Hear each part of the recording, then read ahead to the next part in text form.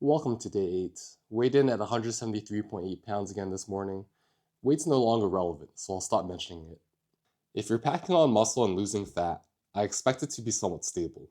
I'll check in near the end of this program.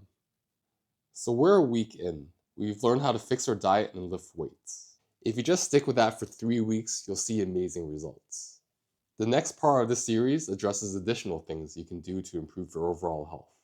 Getting good sleep is the next biggest thing. 7 to 9 hours of high quality sleep is crucial for your well-being. Bad sleep disrupts your metabolic and cardiovascular health.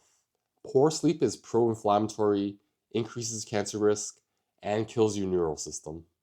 For the most comprehensive information on sleep, check out Dr. Matt Walker's Why We Sleep. Key things are: number 1, stick to a schedule. Try to be disciplined on when you sleep. Number 2, don't exercise within 2 hours of your bedtime. Number 3, avoid caffeine, nicotine, alcohol, weed, cocaine, sleeping pills, anything that's a stimulant or sedative. Number 4, set up a dark, cool bedroom with as little tech as possible.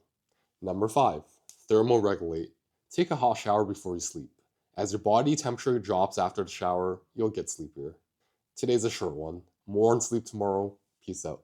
In accordance with economic theory, then, it should be expected that 20th century interest rates would be still lower than 19th century interest rates. But that's not the case. Interest rates were the lowest in history recorded at the beginning of the 20th century, around 2.5%. That was the interest rate back then. So this was the lowest interest rate that humanity had ever seen, at 2.5%.